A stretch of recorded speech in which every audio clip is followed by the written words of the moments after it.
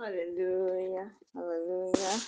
Gloire à Dieu, gloire à notre Seigneur Jésus-Christ, le roi des rois, le Seigneur des seigneurs, l'incomparable lion de la tribu de Juda. Seigneur, nous te disons merci, Dieu trois fois saint. Merci de nous avoir encore réveillés saints et saufs. Merci pour ta main puissante. Merci pour tout ce que tu essaies de faire dans nos vies, Seigneur. Nous sommes tellement reconnaissants. Nous disons, n'est pas force, n'est pas puissance, n'est pas ton esprit. Merci, Seigneur Jésus, pour tout. À toi la gloire, à toi l'honneur. À toi la louange au plus haut des cieux, toi qui nous as préservés toute la nuit dernière, tu nous as permis d'être encore là ce matin. Merci Seigneur pour tout. Seigneur, nous venons à toi ce matin, tout péché que nous avons commis en acte, en pensée, en parole, tout ce qui pourrait empêcher ta présence, Seigneur Jésus-Christ, pardonne-nous, lave-nous, purifie-nous par ton précieux sang.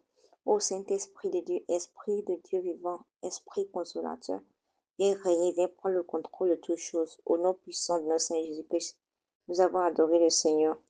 Shalom, frères et sœurs, je nous salue ce matin dans le beau et précieux nom de notre Seigneur Jésus-Christ, qui a permis qu'on soit là ce matin. À lui la gloire, à lui l'honneur. et la magnificence au plus haut des cieux. Alors ouvrons nos Bibles dans le livre de Jean 15, verset 23, qui dit ceci. Celui qui me hait est aussi mon Père. Celui qui me hait est aussi mon Père. Gloire à Dieu.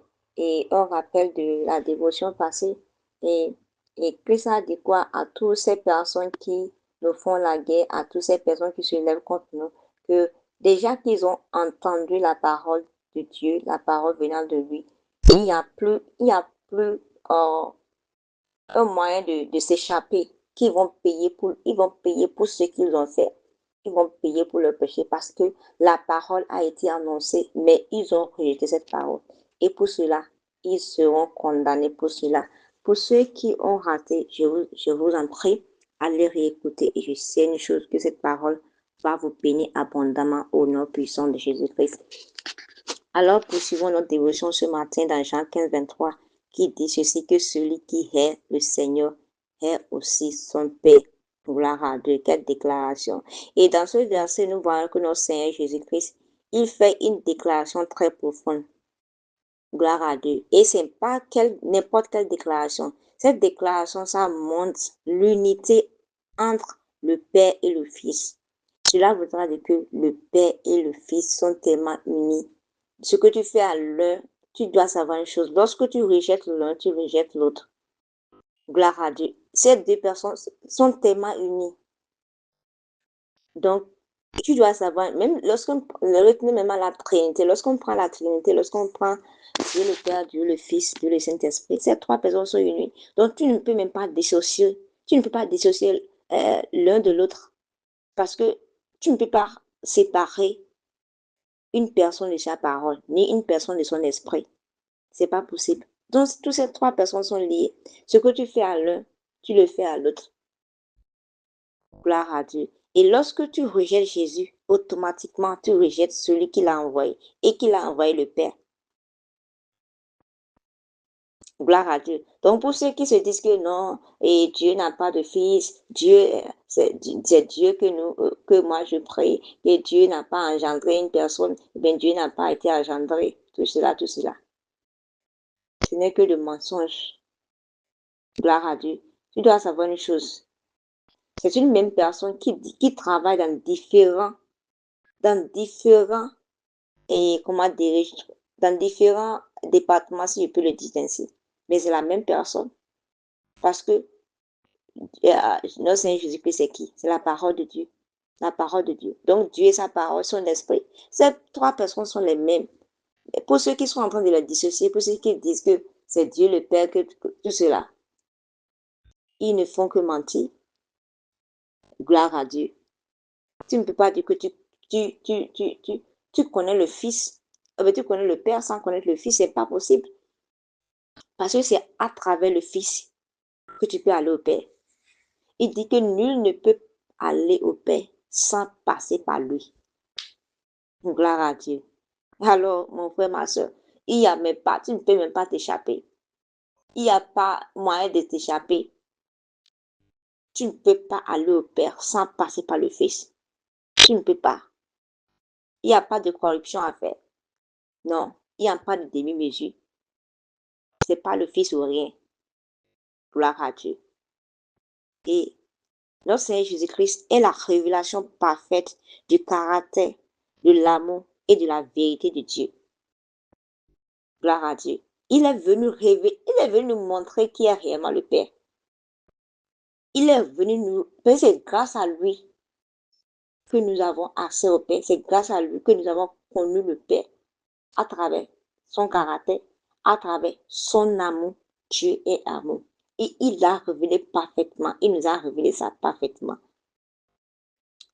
Donc, pour cela, notre attitude envers notre Seigneur Jésus-Christ reflète notre attitude envers Dieu lui-même. C'est ce que je disais tantôt. Ce que tu fais à l'un, laisse-moi te dire, tu le fais automatiquement à l'autre. Parce que ces personnes sont liées, tu ne peux pas les dissocier. Gloire à Dieu.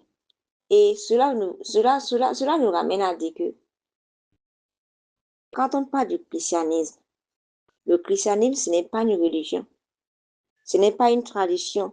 où il y a des, comment dirais-je, il y a des choses à faire. Non, non, non, non. C'est au contraire, c'est une vie. C'est une relation avec le Seigneur Jésus-Christ. C'est un mode de vie. Et au fur et à mesure que tu te rapproches chez lui, au fur et à mesure, tu le connais davantage. Et lorsque tu le connais davantage, tu connais aussi le Père. Parce que c'est lui qui est venu révéler le Père à nous. Gloire à Dieu. Quand on parle de christianisme, c'est au-delà de que c'est une religion.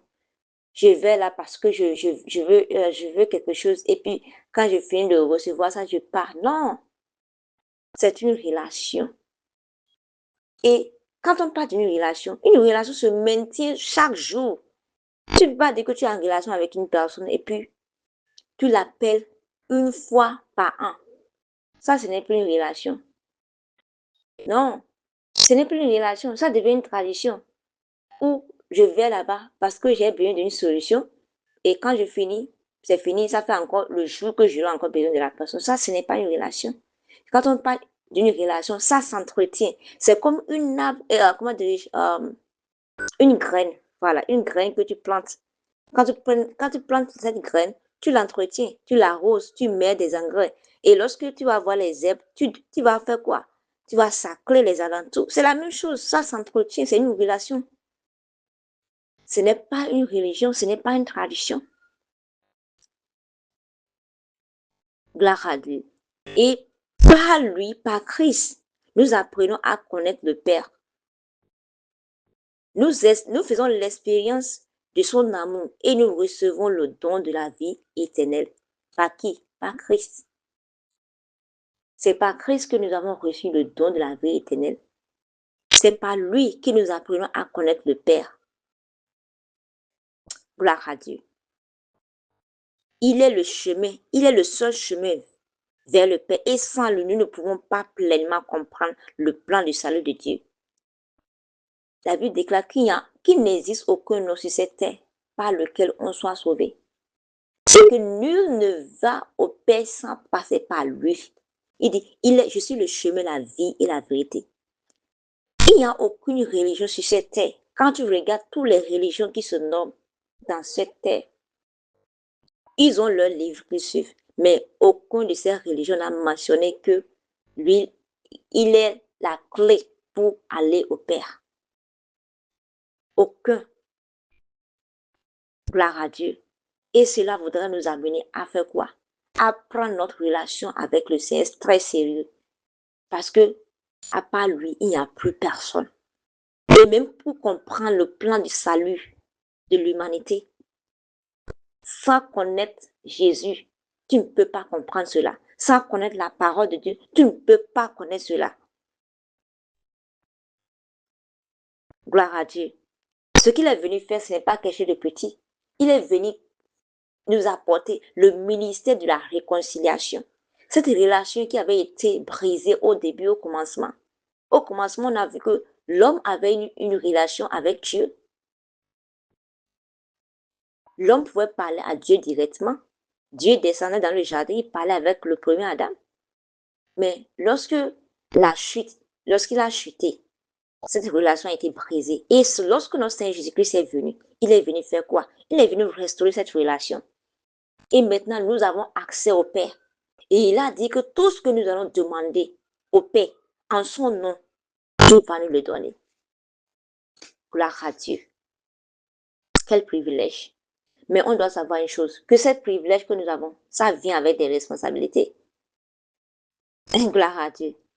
Ça vient avec des responsabilités. Sans l'obéissance à sa parole, à ses principes, tout ce qu'on soit en train de faire, c'est zéro. Gloire à Dieu. Et en tant qu'enfant de Dieu, nous sommes appelés à faire quoi? À aimer Christ de tout notre cœur et à refléter son caractère dans notre vie quotidienne. Partout où on est, on doit pouvoir voir le caractère de Christ en nous. On doit pouvoir voir que ces personnes sont différentes. Telles qu'ils ont notifié les disciples de Jésus à Antioche que ceux-là, ce sont des petits Christ. Parce qu'ils se comportaient comme Christ dans les caractères, comportements. C'est en cela que nous sommes appelés. Nous sommes des ambassadeurs. Quand on parle d'un ambassadeur, c'est un représentant. On doit représenter Christ. Partout où on est, on doit pouvoir le refléter. Ce qui est marrant, on voit que des gens d'autres religions, ils représentent leur Dieu correctement partout où ils sont. Quand tu vois d'autres personnes, partout où ils sont, quand leur sonne pour leur prière, ils laissent tout, ils vont aller prier. D'autres personnes, si c'est les traditions, ils vont porter les trucs. Mais nous, en tant qu'enfants de Dieu, nous, on veut se mélanger au monde. On a honte de notre Jésus. On veut même cacher notre Jésus. Non. C'est nous qui avons la vérité. Nous sommes la lumière. Et on ne peut pas allumer une lampe et la déposer sous le lit. Non. Gloire à Dieu.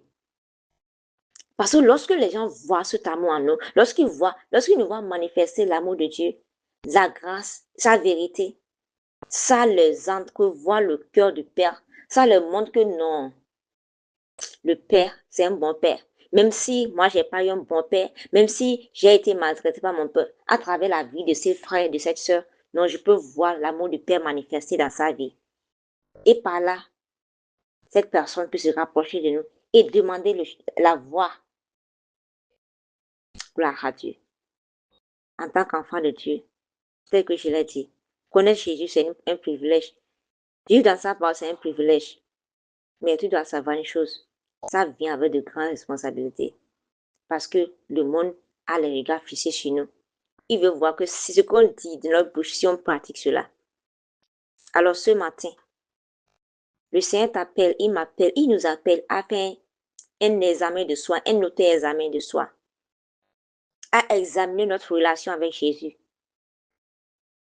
Il nous appelle à voir si on est toujours sur le chemin, si on est toujours avec Jésus-Christ.